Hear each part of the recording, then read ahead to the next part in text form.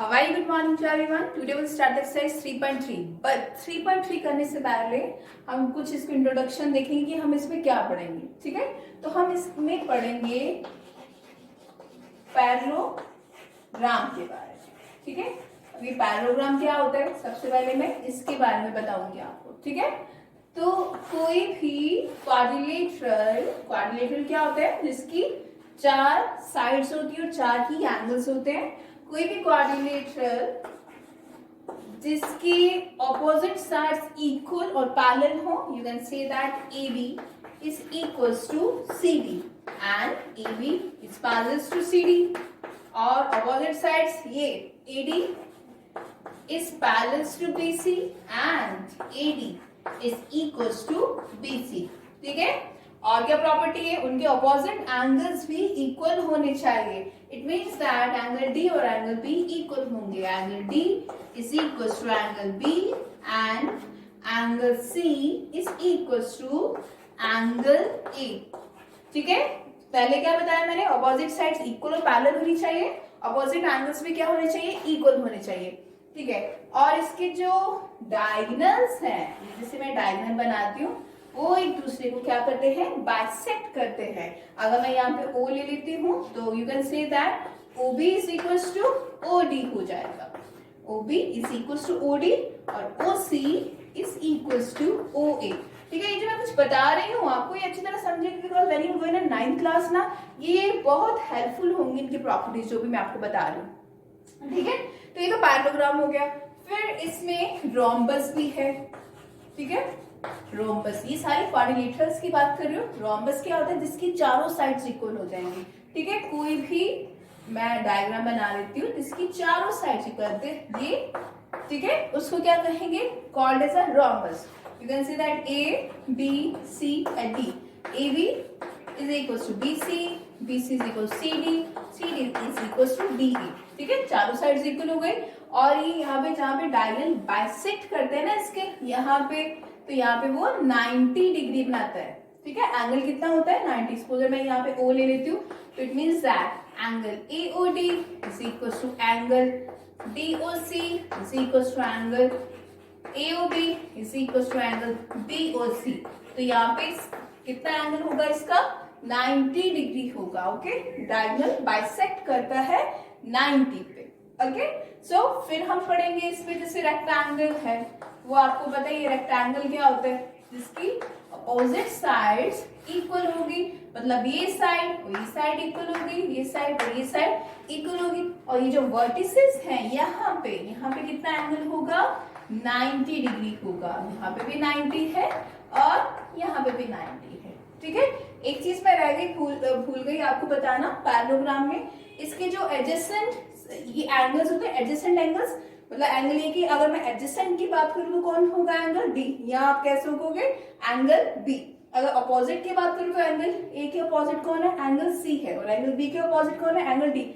Adjacent का मतलब जो ये जो सेम लाइन में है और ये और ये, तो इनका दोनों का एडजेसेंट एंगल्स का सम, एडजेसेंट एंगल्स. ठीक है, एडजेसेंट एंगल्स का जो सम है वो कितना होगा, that is equals to 180 degree. Okay, अब मैं इनकी बात करूं तो angle B plus angle C भी कितना होगा, 180 डिग्री. अगर इस साइड की बात करूं तो angle A plus angle B का सम होगा 180 डिग्री. इस साइड की बात करूं तो angle D plus angle C का सम कितना होगा, 180 डिग्री होगा. ओके, कब, जब ये पैरेललोग्राम है. ओके, सो अब ये चीज जो ये मैंने बताया है सबसे मेन है, एकदम आप ध्यान में रखिएगा. ठीक है, फिर यहाँ पे मैंने बता दी रेक्टेंगल क्या होता है. रेक्टेंगल के यहाँ पे जो एंगल्स है वो कितना होता है, 90 डिग्री होता है, अपोजिट साइड्स इक्वल होती है. Then you can say that ABCD और AB is equals to CD and AD is equals to BC. Okay, तो ये चीजें आपको ध्यान रखनी है. फिर हम बात करते हैं, जैसे स्क्वायर की बात करते हैं, तो ये मेरा स्क्वायर है जिसकी चारों साइड्स क्या होती है, इक्वल होती है. ठीक है, तो you can say that AB is equals to BC, BC CD और DA. और यहाँ पे जो एंगल होते हैं वर्टिसेस पे, एंगल पे कितने होते हैं इसके, 90. तो angle A is equals to angle B, C और D, इस सब जो होंगे वो 90 डिग्री ही होंगे. और ये जो डायगोनल्स हैं वो क्या होंगे इसके, इक्वल होंगे, तो you can say that AC is equals to BD। Okay, तो अब हम बात करते हैं काइट की, बात करते हैं काइट क्या होता है। काइट, मैं काइट शेप बनाती हूँ लाइक, ठीक है, तो उसका अगर दिस इज ABCD, इसकी ये साइड और ये साइड होगी इक्वल, और ये साइड और ये साइड इक्वल होगी, ठीक है, और ये क्या है, काइट है जिसकी ऑपोजिट साइड्स इक्वल होगी, ये साइड और ये साइड इक्वल है, ये साइड और ये साइड इक्वल है, तो कोई एक एंगल इक्वल होगा, मतलब यू कैन से दैट यहाँ पे this angle is equals to this angle. Okay, और ये एंगल और ये एंगल इक्वल नहीं होगा, ठीक है। अभी काइट है, अब ये जो मैंने थोड़ा सा प्रॉपर्टीज बताई हैं, ये मैंने इसलिए बताई हैं बिकॉज आप जो इसकी जो एक्सरसाइज के क्वेश्चन है वो इसके ऊपर ही बेस्ड है। इजी क्वेश्चन है, not a difficult question, but चलो एक बार समझते हैं। और सबसे ज्यादा यूज हुआ इसमें पैरेललोग्राम का, तो पैरेललोग्राम के ऑपोजिट एंगल्स इक्वल होते हैं, डायगोनल बाइसेक्ट करते हैं, और क्या बोला था मैंने, एडजेसेंट एंगल्स का जो सम होता है 180 डिग्री होता है, ऑपोजिट साइड्स जो होती हैं वो इक्वल और पैरेलल होती है, ठीक है। Let's try the exercise questions. Now see the questions, ये आपको ये बताएगी पैरेललोग्राम्स हैं, ठीक है, यहाँ पे तो आपको ये जो वैल्यूज हैं ये एक्स वाई जेड की वैल्यूज निकालनी है। ओके, तो वो करने के लिए एक और चीज बताना चाहूंगी कि अगर हमारे पास अगर दो लाइन पैरेलल है और कोई लाइन इसको ऐसे इंटरसेक्ट कर बाइसेक्ट करे, ठीक है, यहाँ पे एक लाइन कोई ट्रांसवर्सल है, दो लाइन के बीच में अगर ये कोई ट्रांसवर्सल है तो ये जो जेड शेप बनती है उसमें ये एंगल और ये एंगल इक्वल होता है, ठीक है। वो कैसे होगा वो आपको चलो क्वेश्चंस के थ्रू बताती हूँ। जैसे यहाँ पे बोला गया है कि एक पैरेललोग्राम्स है, ठीक है, जो पैरेललोग्राम है जैसे टाइप ऑफ जो रोम्बस भी है वो भी एक पैरेललोग्राम की ही टाइप है, ठीक है। तो वो अब आपको ये एक्स वाई जेड की वैल्यू निकालनी है, तो वो करने के लिए हम क्या बताएंगे, मैंने आपको इसका चलो नेमिंग कर लेते हैं, this is A B and this C और दिस इज D। तो मैं निकालने के लिए मुझे इतना पता है एग्जैक्टली कि मैंने बताया अभी इंट्रोडक्शन में, अगर दो लाइन ई पैरेललोग्राम है तो उनका जो एडजेसेंट एंगल्स है उनका सम कितना होता है, that is equals to 180 degree. तो यहाँ पे angle A plus angle D का सम 180 डिग्री होगा, तो ये कितना हुआ, angle A is equals to 180 degree. तो क्या लिखेंगे, एडजेसेंट एंगल्स, ठीक है, एडजेसेंट एंगल्स। चलिए, तो इसकी ए की वैल्यू तो 50 है मेरे पास, और एंगल डी की वैल्यू हमें नहीं पता तो हमें फाइंड करना है। तो एक्स की वैल्यू कितनी हो गई, 180 minus 50 is equals to 130 degree. तो इसका मतलब इसकी वैल्यू कितनी हो गई, दैट इज 130 डिग्री। तो और क्या पढ़ा था कि ऑपोजिट एंगल्स क्या होते हैं, इक्वल होता है। तो इसका मतलब ये जो एक्स है वो किसके इक्वल होगा, वाई के। Opposite angles are equal in parallelogram, ठीक है, ऑपोजिट एंगल्स इक्वल होगा पैरेललोग्राम में, तो जो x की वैल्यू होगी वही y की होगी। तो x कितना है आपका 130 डिग्री, ठीक है, और x is equals to y is equals to 130 degree. तो इसका मतलब y की वैल्यू भी कितनी हो गई, 130 डिग्री हो गई। अब मैंने क्या बताया, अगर कोई दो लाइन पैरेलल है, ठीक है, और उसको जैसे ये इसकी बताती हूँ, ठीक है, ये दो लाइन पैरेलल है और ये एक लाइन ऐसे है और एक बाहर को जा रही है, तो देखो एक जेड शेप बन रहा है, this is a Z shape. तो ये एंगल और ये एंगल इक्वल होगा, उसको क्या बोलेंगे, ऑल्टरनेट एंगल्स। ओके, अब यहाँ पे मैं बात करूं, ये लाइन और ये लाइन पैरेलल है ना यहाँ पे, तो ये लाइन इसको, ये ट्रांसवर्सल लाइन है तो ये जेड शेप बन रही है, तो ये एंगल और ये एंगल दोनों इक्वल होंगे और इसको बोलेंगे ऑल्टरनेट एंगल्स। ओके, तो यहाँ पे एक बार मैं यहाँ पे लिख देती हूँ। ओके, तो angle y is equals to z is equals to 130 degree. और क्या रीजन देंगे, ऑल्टरनेट एंगल्स, ठीक है, ये चीजें आप ध्यान से याद रखिएगा। ओके, क्वेश्चन निकल गया। अब हम इसकी बात करते हैं। अच्छा, ये जो साइन होता है तो परपेंडिकुलर का साइन है, इसका मतलब ये एक क्या है कि कौन सी शेप है, रोम्बस, क्योंकि रोम्बस क्या था, उनके जो डायगोनल्स है यहाँ पे बाइसेक्ट करते हैं 90 डिग्री पे। तो इसका नेमिंग कर दीजिए A, this is B, this is C and this is D, ठीक है, this is type of rhombus. ये एक रोम्बस हुआ, ठीक है। अब मुझे किसकी वैल्यू निकालनी है? मुझे यहाँ पे ये जो x है और ये जो y है इसकी वैल्यू निकालनी है। तो मैं क्या करती हूँ, एक बार यहाँ पे o ले लेती हूँ, ठीक है।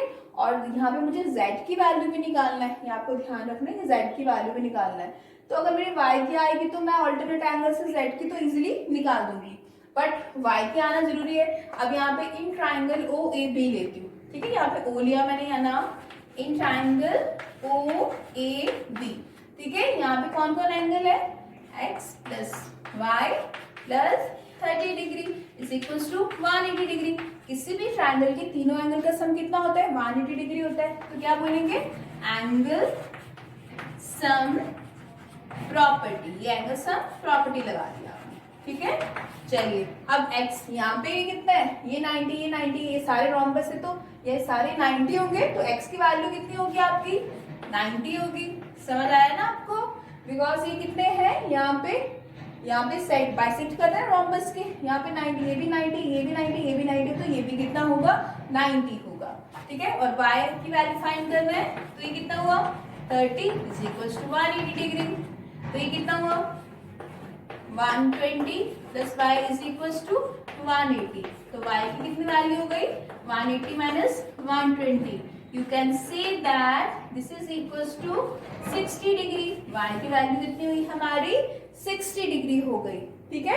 ये y कितना हुआ? 60। अब मैंने क्या कहा था, ये जो रोम्बस भी है वो भी क्या, उसकी भी साइड, ये चारों साइड्स इक्वल होंगी। 1 2 3 4 चारों साइड्स इक्वल होंगी और ये भी पैरेलल होती है। तो इसका मतलब ये भी देखो, यहाँ पे ये लाइन और यहाँ पे, ठीक है। ये Z शेप बन रहा है, तो इसका मतलब जो भी y एंगल होगा वो ही Z एंगल होगा, that is alternate interior angles. तो आप यहाँ लिख देंगे angle y is equal to angle Z is equal to 60 degree, और इसका भी क्या नाम देंगे? ऑल्टरनेट एंगल्स, ठीक है। चलिए ये आप याद रखना, ठीक है। तो क्योंकि ये भी रोम्बस भी एक पैरेललोग्राम की ही टाइप है, ओके। तो इसके भी और ये लाइन और ये लाइन पैरेलल होंगी, तो इसका पैरेलल लाइन है, तो ये Z शेप बन रहा है, इसी this is a Z shape. तो ये एंगल और ये एंगल इक्वल होगा, दैट इज ऑल्टरनेट एंगल्स। अब इसकी बात करते हैं, इसको नेमिंग कर देते हैं A B, this is C and this is D, okay. ये करने के लिए this is kind of parallelogram, एक पैरेललोग्राम है, तो पैरेललोग्राम के ऑपोजिट एंगल्स क्या होंगे? इक्वल होंगे। तो इसका मतलब angle C is equal to angle A is equal to 112। ये एंगल पूरा एंगल इक्वल होगा, तो चलो इसको क्या नेमिंग देंगे? Opposite angles are equal in parallelogram. चलिए तो ये तो मिल गया। अब मैं एंगल सम प्रॉपर्टी से ये जो x की वैल्यू इजीली फाइंड कर सकती हूँ। मैं लिखती हूँ in triangle A B D। चलिए ये ट्राइंगल लिया, angle x plus Y plus 40 degree is equal to 180 degree. तो एंगल सम प्रॉपर्टी, ठीक है, ASP that is angle sum property. और x की वैल्यू कितनी है हमारे पास? हमें नहीं पता x की वैल्यू, और हमें y की वैल्यू जस्ट अभी हमने फाइंड करी है यहाँ पे, दैट इज यहाँ पे ऐसे लिख लो 112। जो y की वैल्यू कितनी आई है? 112 आई है, ठीक है ना। तो यहाँ पे कितना हुआ? 112 plus 40 is equals to 180 degree. तो x को इधर रहने दीजिए। सी 112 प्लस 40 कितना हुआ? This is equal to 152। तो ये कितना हुआ? 152 degree is equal to 180 degree.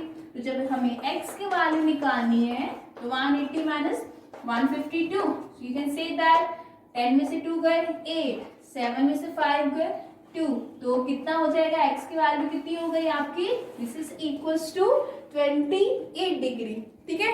Simple से क्वेश्चंस है, this is not a difficult questions, okay. तो आप इसको अच्छे से निकालिए। अगर कोई भी डाउट होता है तो आप मेरे से पूछिए, ठीक है। तो इंट्रोडक्शन तो मैंने आपको करवाई, एटलीस्ट आपकी बुक में भी है, जो बुक में भी है वो भी आप एक बार इंट्रोडक्शन उसके पढ़िए, ठीक है, ताकि आपको कोई भी डाउट ना हो।